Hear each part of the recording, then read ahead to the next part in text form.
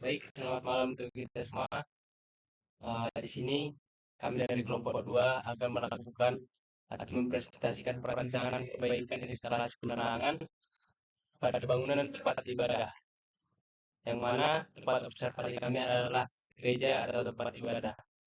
Adapun kami terdiri dari 4 orang, yaitu Rusdi Syafi'i Huta Barat, saya sendiri Alwi Sinaga, Samuel Lautar, dan Eben Marjuki Nababan.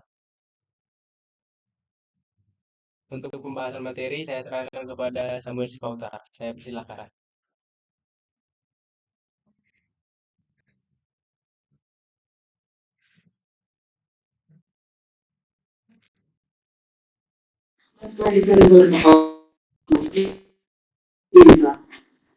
Pembahasan materi. Satu, mengidentifikasi masalah instalasi penerangan pada tempat ibadah.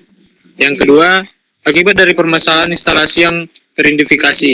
Yang ketiga, mencari solusi untuk mengatasi permasalahan yang terjadi di lapangan. Dan yang keempat, gambar single line dan wiring diagram dari bangunan observasi. Nah, di sini pendahuluan instalasi listrik pada bangunan tempat ibadah memerlukan perencanaan yang tepat agar dapat berfungsi dengan baik dan aman. Perencanaan ini meliputi pemasangan komponen-komponen peralatan listrik yang sesuai dengan kebutuhan dan standar yang berlaku. Syarat instalasi listrik yang benar adalah memiliki 5 poin. Berikut yang pertama, ekonomis, 2, aman, 3, handle, 4, ketersediaan, 5, ketercapaian. Mengidentifikasi masalah instalasi penerangan pada tempat ibadah. Pada bangunan yang telah dilakukan observasi terdapat 3 masalah teridentifikasi, yaitu yang pertama, lampu terlalu banyak, 2, ukuran kabel yang tidak sesuai dengan beban yang diperlukan, yang ketiga, rangkaian pengkabelan panel kurang rapi. Cukup dari saya kembalikan ke moderator. Ya, terima kasih untuk Samuel. Pada subbab akibat dari permasalahan instalasi yang teridentifikasi, saya serahkan kepada teman kami, Eben. Silakan.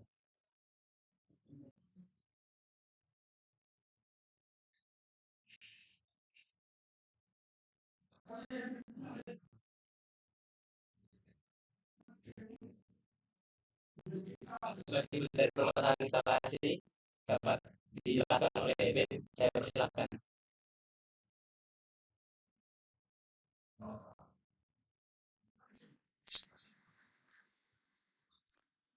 2, akibat dari permasalahan instalasi yang teridentifikasi. Pertama, lampu terlalu banyak.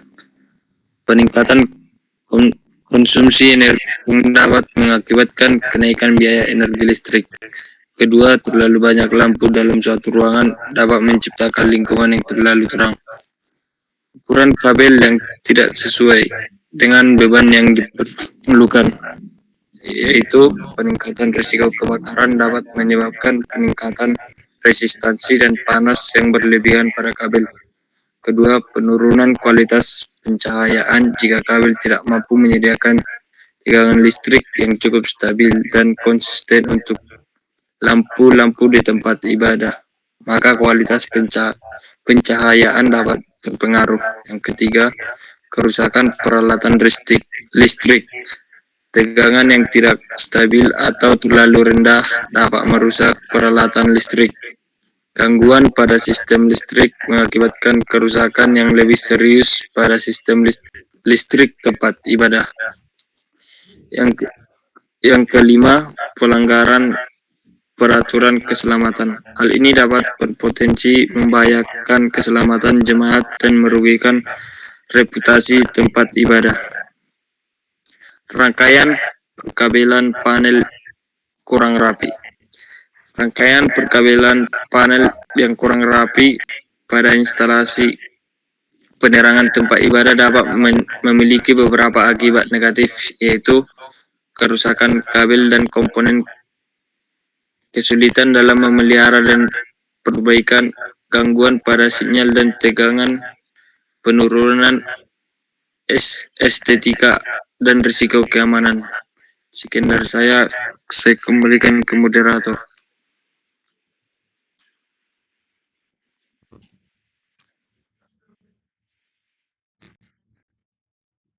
Baik, terima kasih untuk teman kami event telah mempresentasikan dan dilanjut oleh teman kami Rusdi. Silakan.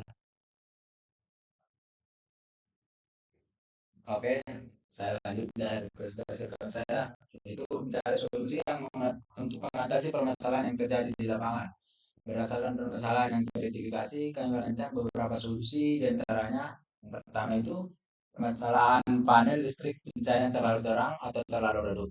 Itu di mana periksa apakah lampu yang digunakan memiliki watt yang sama atau tidak. Jika ya, Anda dapat meminta bantuan profesional untuk memperbaikinya.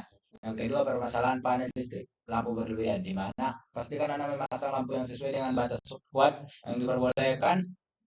Jika Anda membutuhkan pencahayaan yang lebih terang, Anda dapat mengganti soket atau menggunakan lampu dengan watt yang lebih rendah.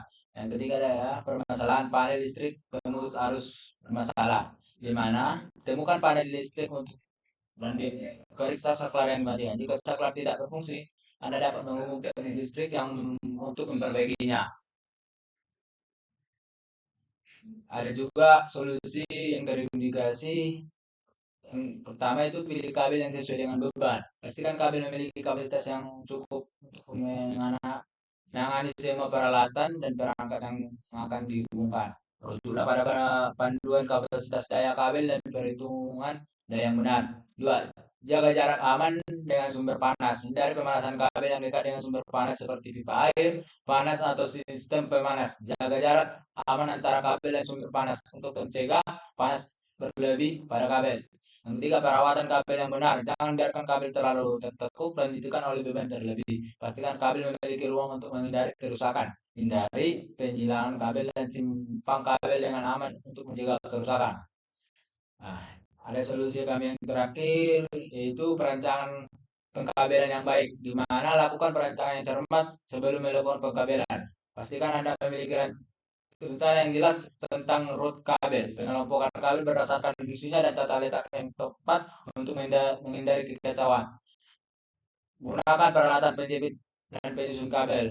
Gunakan peralatan penjepit seperti lem kabel, kanal kabel atau kabel bias untuk mengamankan kabel-kabel ke permukaan yang rata atau terorganisir. Gunakan penyusun kabel yang mengelompokkan kabel-kabel yang serupa bersama-sama. Yang terakhir, label kabel. Pastikan setiap kabel dilabeli dengan jelas sesuai dengan fungsinya. Ini akan memudahkan identifikasi kabel sesuai perlu. Jadi perlu dilakukan pemeliharaan, inspeksi atau perbaikan di masa mendatang. Oke, slide ini akan dilanjutkan oleh kawan saya Anu Justin Sinaga. Baik, terima kasih untuk Rusdi. Di sini adalah gambar single line yang kami rancang sesuai dengan gambar tempat ibadah yang kami telah observasi. Yang dimana di bagian sini adalah kamar mandi pria, ini kamar mandi wanita, dan ini pintu utama, dan di sini adalah tempat pendeta berkumpul. Di sini adalah tempat beribadah dan di sini tempat jemaat. Di sini kami juga melampirkan gambar wayang diagramnya yang dapat dilihat yang terdiri dari 5 grup beban, di mana setiap grup beban itu ada 10 lampu dan juga 2 stop kontak.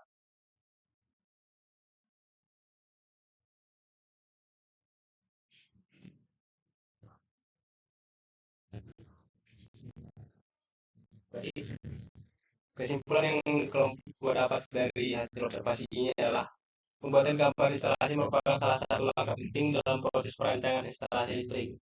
Gambar instalasi listrik berfungsi sebagai panduan bagi teknisi listrik dalam melaksanakan pekerjaan instalasi. Dengan adanya gambar yang jelas dan akurat, maka proses instalasi dapat berjalan dengan lancar dan terhindar dari kesalahan yang dapat membahayakan jemaat maupun orang-orang di sekitarnya. Untuk mengantisipasi beban berlebih, perencanaan instalasi listrik dilakukan mempertimbangkan ukuran kabel yang sesuai dengan beban yang diperlukan. Sekian presentasi dari kelompok 2. Jika ada tutur kata yang salah, mohon dimaafkan. Terima kasih.